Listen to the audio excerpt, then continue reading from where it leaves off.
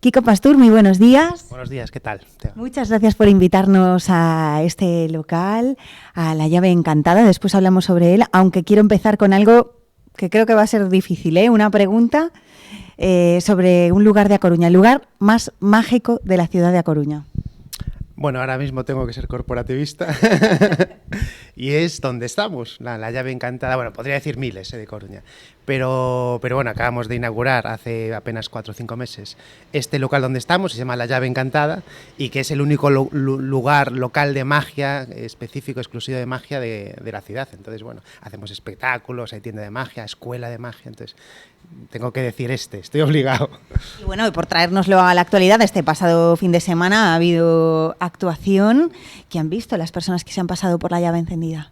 Encantada. Encantada. Pues estamos, o sea, esto es como un pequeño teatro. Ahora mismo estamos, de hecho, en formato teatro con las cortinas puestas, pero no es un teatro en el sentido de grande como el Rosalía o el Colón, es más de pequeño, de salón, tamaño salón que decimos, ¿no? Que es un formato así más de media distancia, donde se pueden ver magias así de cerca, en mesa, como hacía Juan Tamariz, sigue haciendo, bueno, en su época, o más, pues, así, bueno, pues como hacían los magos antiguos, los magos victorianos del siglo XVII, 18, 19, y entonces ese formato está aquí, es el lugar para ver ese tipo de magia, y entonces todos los sábados hacemos este tipo de espectáculos. Este sábado pasado he sido yo, el sábado que viene estará Marcos Valdemar, otro de los socios con los que hemos abierto esto, aparte de Joshua Kenneth.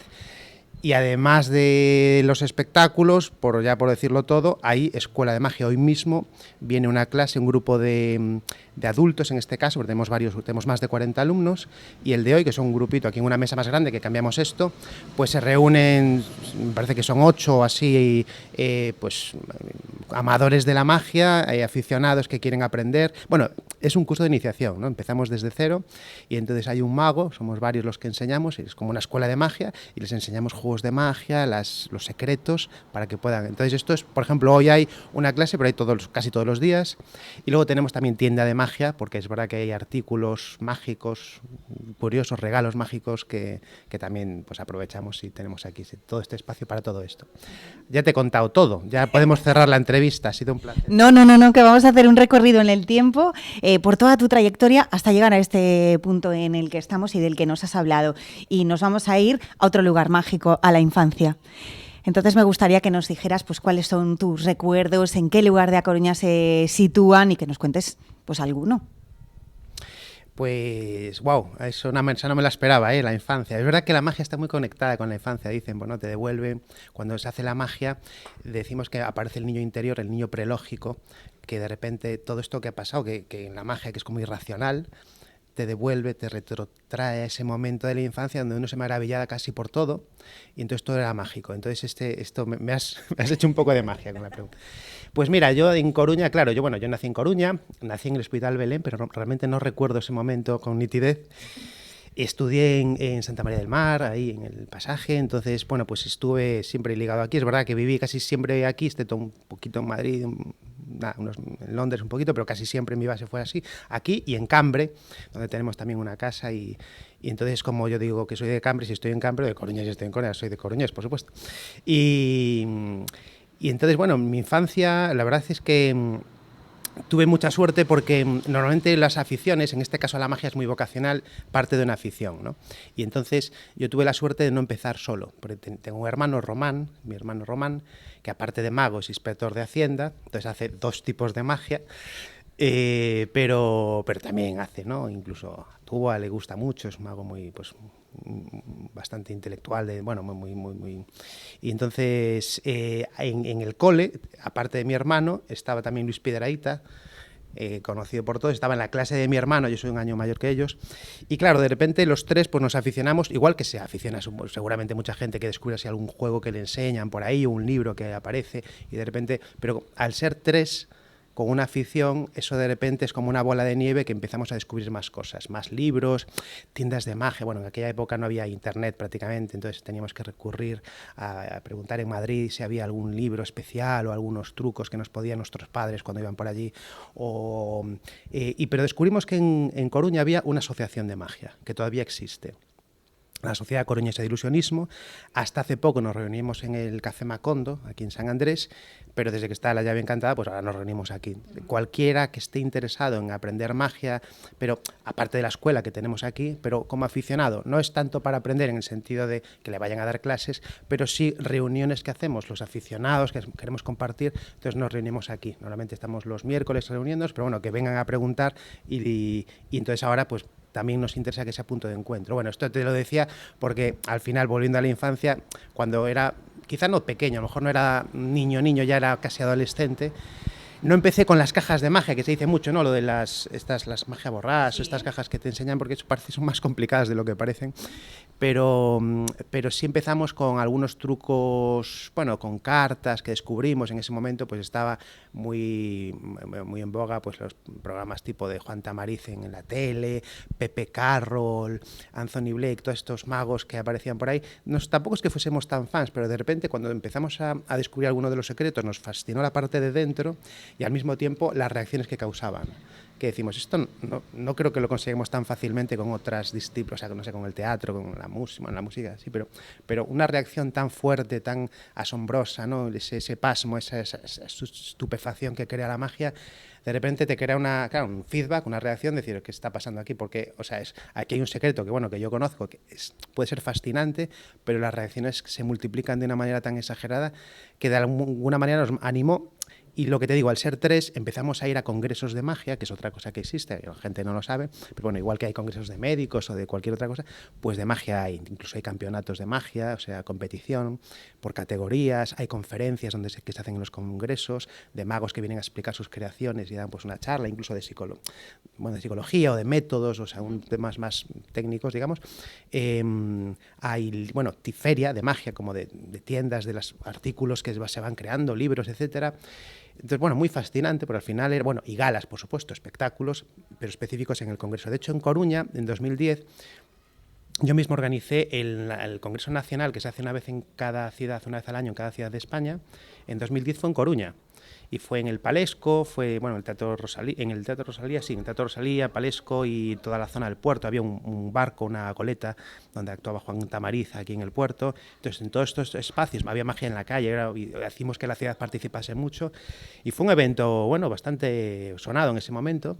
Y lo organicé, yo era el presidente en ese momento de la Sociedad de Coruña, que le habían dado. Entonces, junto al mago Antón, que también estaba acostumbrado a organizar, pues organizamos ese congreso y la verdad es que, bueno, muy contentos. Y luego, bueno, pues he seguido yendo a congresos en todo el mundo, porque es verdad que esto en España tenemos mucha suerte de que hay como mucho nivel de magia.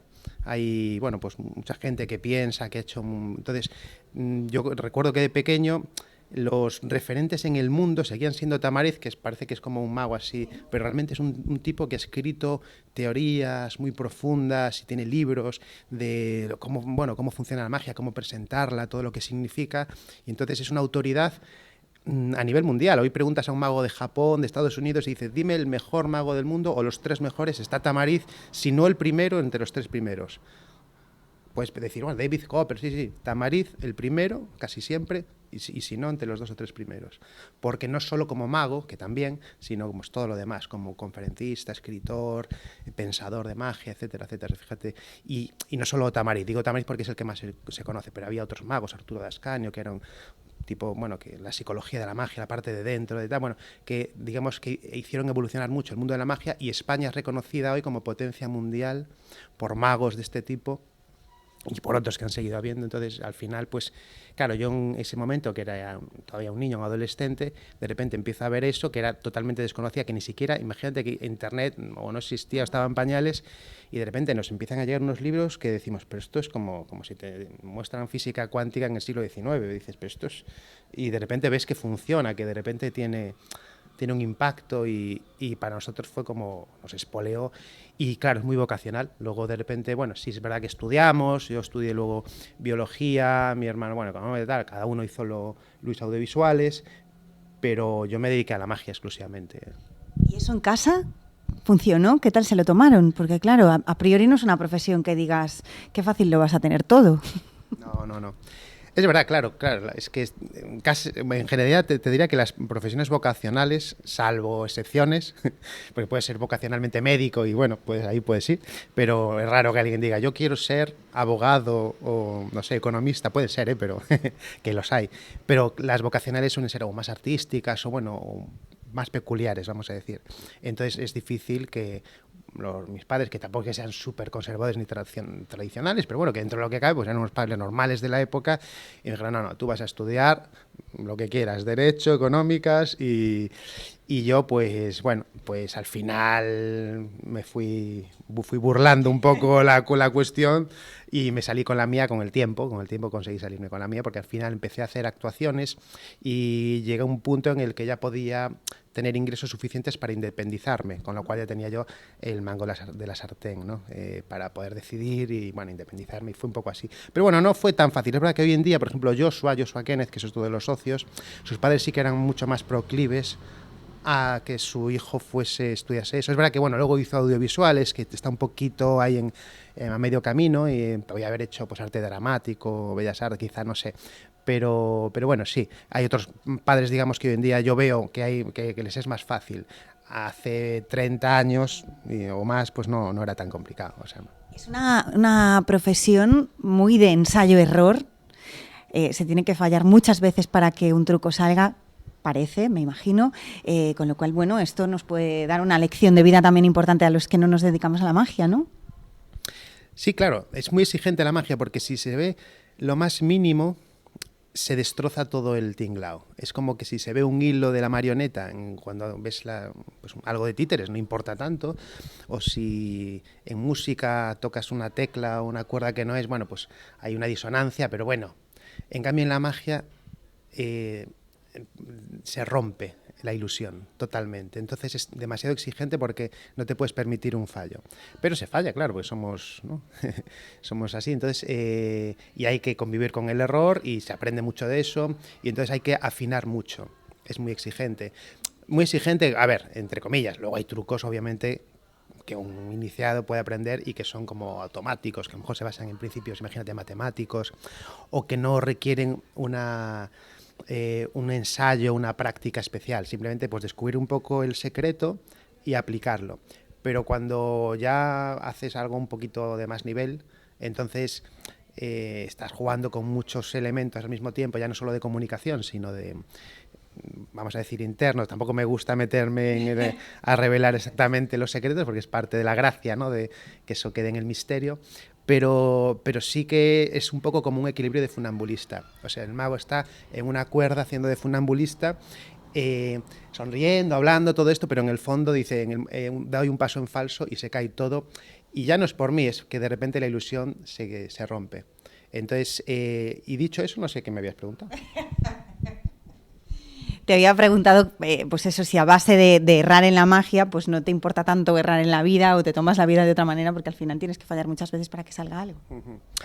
Bueno, yo soy autónomo, entonces, como todo autónomo empresario, convivir con la incertidumbre es aparte, o sea, la magia es solo, pues sí, está en esa misma línea a nivel artístico, pero al final, pues oye, es siempre prueba y error, siempre estar viendo es que lo que hace gusta, pero al mismo tiempo, como desde el punto de vista recreativo, sí que es importante que guste al público lo que hagamos, pues al final pues es, pero que si pagan una entrada, pues lógicamente tienen que satisfacer esa expectativa. Pero por otro lado, si hay un interés artístico, yo sin este tipo de cosas, para mí siempre es un debate personal, porque al final es algo vocacional, ¿no? En la magia, entonces ahí no es tanto desde fuera hacia mí, sino también desde digamos, la inquietud artística, que es desde uno hacia afuera, ¿no? O sea, parte de uno, no parte de tratar de contentar, sino de tratar de expresar desde dentro hacia afuera, y eso no siempre coincide que haya pues esa compatibilidad, y de repente pues a veces hay una lucha con esto, ¿no? A veces se dice, oye, quiero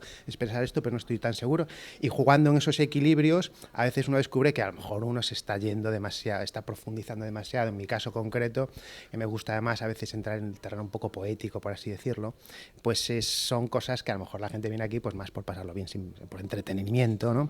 Y la magia, como cualquier disciplina, aparte pues, de ser recreativa, pues una manera de entretenimiento, también puede orientarse desde el punto de vista artístico, es decir, que sea a partir de una inquietud, tratar de expresar algo más. Y esto, pues realmente, quien entra en esa línea se la juega mucho, y ya no solo el ensayo-error en el sentido de que funcione un truco, que no se vea, que sorprenda, sino que llegue, que guste, que cale más allá y que se cree ese vínculo con la gente. Entonces eso es un ensayo-error también delicado, como todo en la vida. Luego ya si hablamos a nivel empresarial, el concepto de la magia desde el punto de vista comercial, pues claro, es complejo porque somos como una cosa muy minoritaria, ¿no? O sea, con respecto, te diría a otras artes, pero bueno, cualquier negocio, aquí hay bares de todo, y con respecto a la música, al teatro, al cine, claro, nosotros no tenemos ese prestigio. Yo el Museo de Magia que tengo en Santiago, en parte lo hice por prestigiar a la magia, por decir, oye, esto es un arte, esto es una bueno, pues si quieres un arte o una disciplina que es igual, o sea, tan válida como otras, ¿no? Siempre se habló mucho de la magia como algo infantil, y todavía, pero bueno, que realmente es en los adultos donde pega más fuerte, porque los niños ya, digamos, que conviven con lo mágico, y en un adulto de repente puedes transformar eso, y luego tiene implicaciones simbólicas, sociológicas, culturales, etcétera. Entonces es como un arte muy profundo, muy bello, pero que todavía necesita quizás culturalmente establecerse más, ¿no? Entonces, propuestas como esta que tenemos aquí, hay más, bueno, obviamente, Santiago está hablando del Museo de Magia que tenemos, que luego te cuento si quieres, pero que es, o sea, es un tema también de incertidumbre, ¿no? Porque realmente estamos, al ser minoritarios, por muy bonito y muy maravilloso y mucho impacto que tenga, no tenemos el trasfondo, el calado social, porque escuchan magia, por ejemplo, cuando vienen aquí, y los referentes de la magia son 3 o 4. O sea, si vienen aquí a ver, ¿qué mago van a ver aquí? Conocen 3 o 4 de todo el mundo. Si tú te pregunto de la música o del cine, me dirás cientos de actores y tal. Y magos solo 2 o 3. Eso es delicado, porque somos menos también, pero por otro lado falta cultura. Háblanos de ese museo que pretende y tiene vocación de infundir esa cultura. ¿Visita muy recomendable? ¿Está su impulsor tan satisfecho como sus visitantes? Sí, los visitantes están muy satisfechos. Bueno, mira, esto es algo, el Museo de la Magia en Santiago de Compostela, que hice en plena pandemia. Claro, cerraron todos los teatros y de repente me vi obligado, pues, a ser creativo, y realmente el objeto de hacerlo, aparte de, bueno, de que fuese en Santiago, por claro, el Camino de Santiago y todo lo que supone Santiago, que está en una zona mágica de Santiago, ahí donde está en San Martín Pinario, en una plaza muy mágica para mí, aparte de la Quintana, pero esa es otra como que tiene una atmósfera mágica. Me enamoré de ese espacio y de repente pensé que el concepto de un museo en ese espacio podía estar muy bien para, claro, desde el punto de vista de los para el turístico, pero también para los locales, que llegan allí y de repente ven un espacio mágico donde todo está abierto. Yo me inspiré un poco en los museos científicos coruñeses, porque la idea era que fuese interactivo, que se pudiese tocar. Si bien la magia está muy asociada a lo oscuro, a lo mejor una decoración con cortinas rojas, velas, un poco de... Pero yo quería todo lo contrario, mucha luz, todo muy diáfano, que se pudiese tocar, siempre es no tocar, que se viese la trastienda de todo, que todo se explicase, y en esa idea dije, tengo que hacer algo para que se vean las entrañas de la magia desde dentro y que la haga un mago y lo haga de manera divertida y tal. Y la verdad es que está funcionando muy bien, se hacen visitas guiadas, son visitas espectáculo, antes te lo comentaba, o sea que es que la gente cada hora hay una visita por la mañana y por la tarde, y de repente viven un espectáculo, es una experiencia, no es una visita pasiva, es muy activa porque interactúan, descubren, juegan, es para niños, para adultos, de repente ven a un mago haciéndoles demostraciones de juegos de magia, hay ilusiones ópticas, hay fotos curiosas que se ven así, que te das cuenta un poco de cómo funciona la percepción humana, es decir, al final hay muchos elementos ahí para jugar y divertirse, entonces claro. Y quería preguntarte también, antes de terminar, sobre el momento, hablas de la pandemia, pero bueno, para la magia llegó otro momento que fue Internet, en la que se democratizó, por así decirlo, y ni que decir tiene ahora la llegada de las redes sociales. Por cierto, después nos hará un truco Kiko Pastur en las nuestras y lo podréis ver si os apetece. El caso es que, claro, las cosas han cambiado, porque de alguna manera pues los trucos se han abierto al exterior y cualquiera puede verlos y demás. ¿Y esto cómo te lo planteaste, cómo lo llevaste y cómo lo llevas?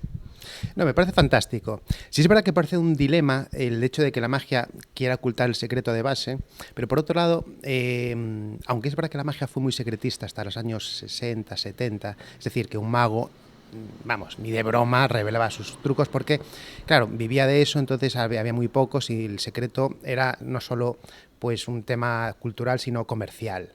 Pero hoy en día el hecho de que esté tan abierto permite que nos vayamos superando. Es decir, cuando hay tanta información, de repente, aunque haya en Internet cientos de libros e ideas y gente explicando cosas, no deja de permitirnos a los que estamos más profesionalizados o bueno, pues utilizar todos esos recursos y seguir construyendo. O sea, evolucionamos gracias a que está, como dices, democratizado, que está todo encima de la mesa.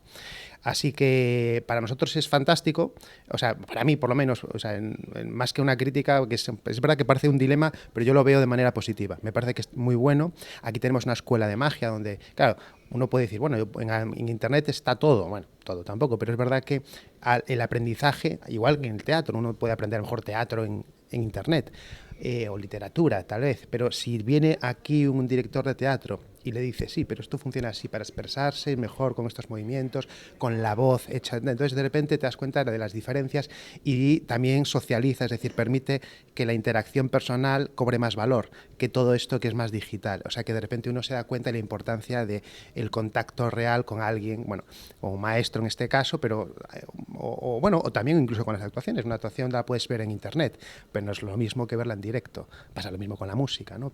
Y te diría que de manera más pronunciada con la magia, porque cuando lo ves a través de una pantalla no es lo mismo que cuando lo ves en directo. Entonces, en ese sentido, muy bien, porque se aprende y culturiza, hace que la gente diga, conozco, esto lo he visto, ya no son 3 juegos, al final piensa que si solo los magos utilizasen los juegos de antaño, los clásicos, los juegos, los estándares, por ejemplo, serían como 4 cosas. Es como utilizar solo la música clásica en música, por hacer esta analogía, y decir, bueno, pues yo voy a hacer un cover de los Beatles o de los Rolling y como nadie lo conoce me es suficiente y qué mejor que esto, o sea, no puedo aspirar a más. Sin embargo, el hecho de que ya conozca, que haya cultura de esto, dices, oye, esto no podemos estar haciendo esto, tenemos que superarnos y permite que evolucionemos gracias a eso, si no, uno se quedaría en lo que ya hay, que ya está muy... Mozart, Beethoven y los Beatles y ya está, y dices, no, hombre, es una ventaja, yo creo. Una ultimísima que es la escena de la magia del ilusionismo en A Coruña, porque es que da la sensación de que hay mucha, que lleva muchos años además, y bueno, que sois muchos los que bregáis para que esto continúe. Pues yo creo que sí, que en Coruña, no, pero no te diría que es el referente porque es España y Tamariz, pero sí, por ejemplo, Galicia y Coruña en general, te digamos que tenemos fama de gente muy creativa dentro de la magia, y entonces se preguntas a magos de España, digo, oye, pues esto, los gallegos, sí, estos tan locos, creativos, que hacen tantas cosas, y realmente, pues sí, aquí ha habido, bueno, magos... bueno, de la lista sería muy grande, ¿no? Ahora me estoy acordando de Carlos Mejuto, pero bueno, es que la Sociedad de Magia, tú piensas que lleva Robert, que fue el antiguo presidente, desde el 82, creo recordar, o sea bueno, que tiene toda una trayectoria y pasaron muchos magos. Aquí los conocéis, obviamente, esto que te dije, Luis Piedrahita en su momento, aunque es verdad que ahora vive en Madrid, ¿no? Pero, y muchos otros, esto lo he montado con 3 magos que viven aquí, Marcos Valdemar, Joshua Kenneth y tal, pero realmente si uno viene aquí a una reunión o si sabe los magos que hay aquí, aunque es un poco interno en el sentido de que si no estás dentro del mundo de la magia te puedo decir nombres y todavía dirás, pues no sé quiénes son, ¿no? Víctor Noir, pues no sé quién es, bueno, pero y digo, oye, pues han ganado premios, son reconocidos internacionalmente algunos y claro, a lo mejor en el día a día no los conoces, pero si vas a venir a ver un show, pues estás seguro que vas a ver seguramente a gente muy pro. Y entonces, bueno, en ese sentido contentos, porque estamos pues como un buen grupo, además, nos llevamos todos muy bien, y con todos los magos en general, hay una cierta fraternidad, ¿no? En nuestro... Y entonces sí, pero bueno, en Coruña muy bien, muy bien. Pues vamos a terminar y lo vamos a hacer con un pequeño cuestionario en el que le preguntamos a nuestro invitado, a nuestra invitada, por un lugar de A Coruña con el que se quedaría, su lugar favorito de la ciudad. Mi lugar favorito de la... Y claro, no puedo ser corporativista. Entonces, bueno, fíjate que esto no lo tengo tan claro, porque es que me gusta más... ¿De Cambre? No, te iba a decir, más que un lugar, me gusta la idea del paseo marítimo, lo que pasa es que, claro, no es un lugar específico, ¿no? O sea, dar la vuelta Ahí lo que pasa es que, claro, oye, abarcas toda Coruña. Bueno, sí, es verdad, ¿no?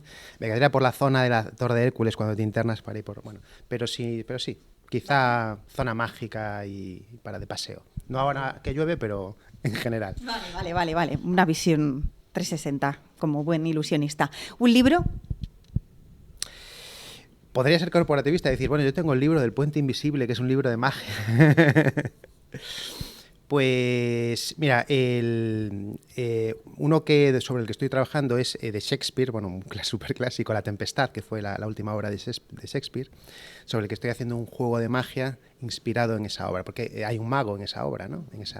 Y entonces es un mago en una isla mira, tengo una frase, tenemos en el escaparate una frase de esa obra, que es que estamos hechos de la misma materia que los sueños, y bueno, tiene más. Entonces ese me parece muy inspiradora, ex Shakespeare, y aunque bueno, es una obra de teatro, pero podemos decir un libro, pues La Tempestad de Shakespeare. Vale. ¿Una peli?